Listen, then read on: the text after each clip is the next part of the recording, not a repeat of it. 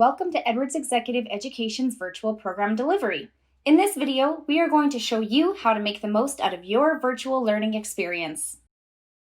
We will start by going over the expectations for the program, tips and tricks to make the most out of your virtual learning experience, troubleshooting before the program, settings during the program, and how to rejoin if you get disconnected from the meeting.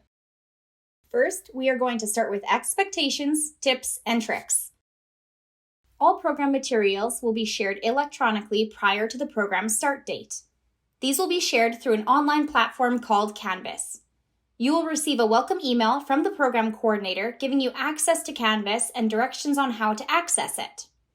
Make sure you check this platform frequently as more materials may be added closer to the start date. Next, ensure you have a quiet space with no distractions. This includes silencing your cell phone or removing it from your space altogether. Turn off all email and messaging app notifications so you can stay focused and maximize your takeaways from the program. We recommend staying on track by blocking off time in your calendar to implement your learnings and work on any post or pre-session work. The program will be facilitated live with collaborative tools used, including breakout rooms, activities, discussions, and shared documents. Some programs may include pre-recorded videos and online modules. Information on these pre-recorded videos and online modules will be provided through Canvas prior to the program start date. Participate to the fullest, just like you would if you were in a classroom setting. Take notes and engage with fellow participants.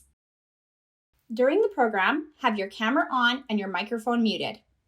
We ask that you please stay muted throughout the program unless you would like to ask a question, make a comment, or are participating in a group discussion.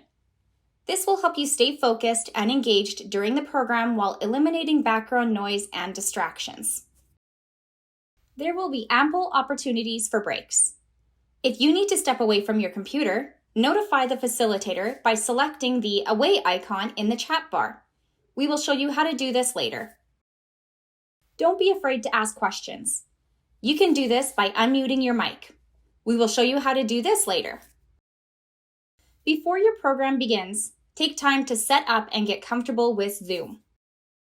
First, ensure you have the latest version of Zoom installed on your device. Download the latest version of Zoom at zoom.us/download.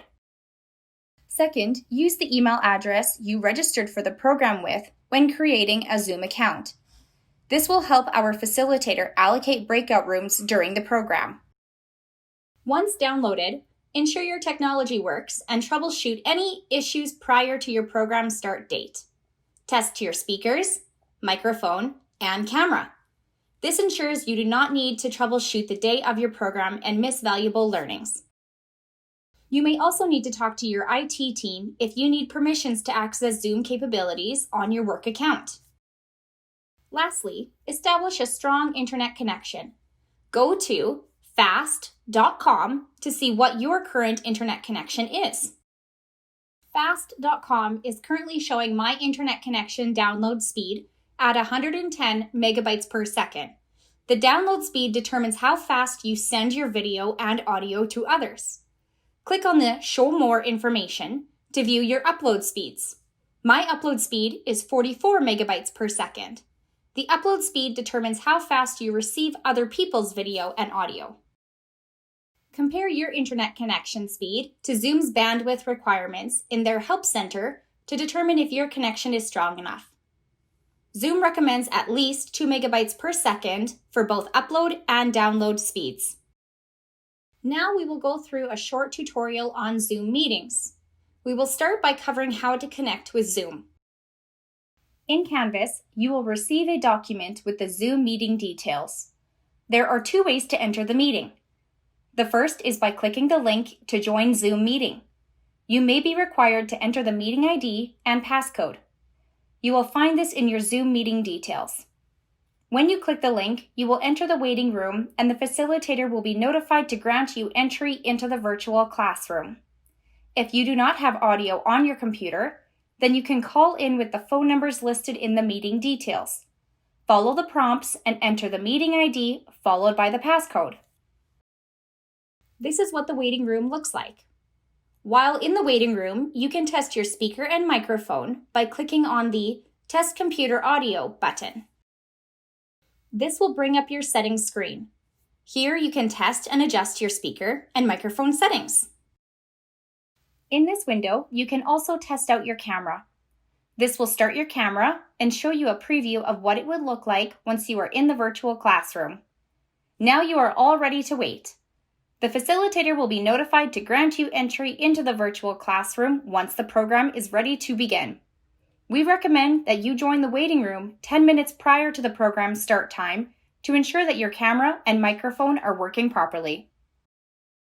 Once you are granted access into the virtual classroom, you can test your speaker and microphone by clicking on the audio settings at the bottom of the screen.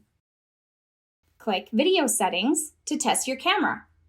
These options bring up the same settings panel as I showed you before. Once you have tested your speaker and microphone, we ask that you change your screen name to include both your first and last names. This will help the facilitator get to know you better and take attendance for your certificate of completion. First, click on the participants icon located at the bottom of the screen.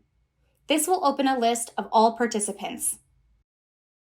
From here, hover over your name, select More, and then Rename. This will open up a screen where you will type your first and last name before hitting OK. Now we will go over tools to use during the program. This includes the chat bar, nonverbal cues, and breakout rooms.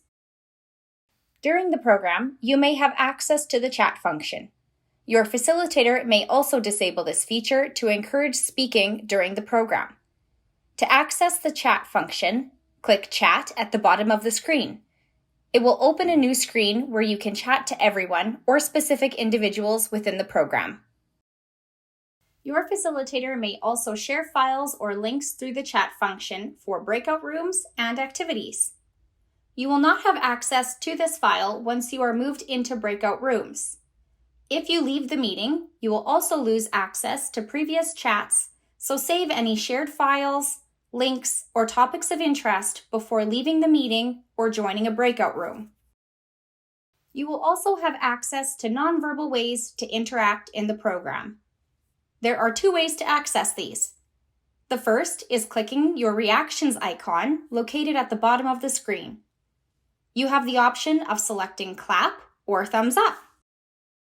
The second way you can interact is by clicking on the participants icon to open up your participants panel. This will open up a series of activities that you can use to communicate with the facilitator. The first interaction is raise hand. This lets the facilitator know you have a question or comment. We do not recommend using this interaction. Instead, unmute your microphone and ask your question or make your comment. The next interactions are yes and no. This can either show agreement or disagreement with what the facilitator is saying. You may also be instructed to use these interactions when answering a question. The next two interactions are go slower and go faster. This indicates to the facilitator to adjust the pace of the teaching. Again, we do not recommend using these two interactions. If you need something repeated, unmute your microphone and ask the facilitator to repeat it. Clicking on the More button brings up 5 more interactions, including thumbs up, thumbs down, and clap. Use the coffee cup to notify the facilitator when you need a break, and the clock if you have stepped away from your computer. If you have clicked on an interaction, it will be displayed by your name in the participants panel. It will remain here until you select the same interaction a second time. That covers all of the nonverbal interactions that you can have in the virtual classroom. Now we are going to take a few minutes to discuss breakout rooms. Throughout the program, your facilitator may use breakout rooms. When the facilitator opens a breakout room, you will be asked to join or automatically be pulled into a room. Here you will join other selected participants to work together on discussions and activities that the facilitator has given you. In the breakout room, you may be able to share your screen and use chat with your team members. But remember, if a facilitator has shared a link or file to use in your discussions, ensure you have this downloaded before entering the breakout room. While in a breakout room, the facilitator can also share messages through a broadcast. This will pop up at the top of your screen in a blue box. You can also select the Ask for Help button to let the facilitator know that you need help in your room and you have requested them to join you.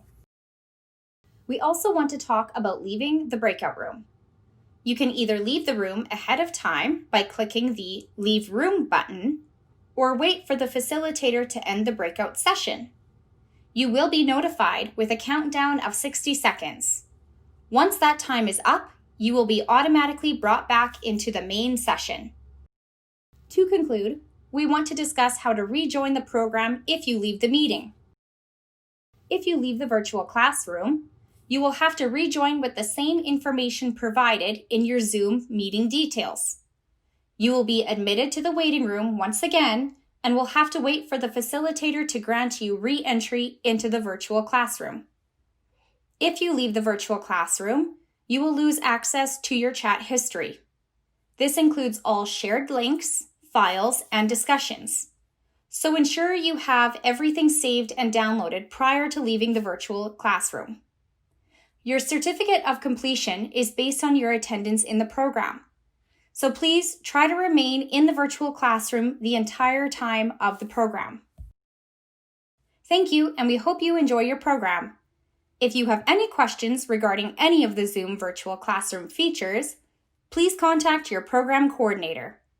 If you are unsure who the program coordinator is, email us at execed@edwards.usasp.ca.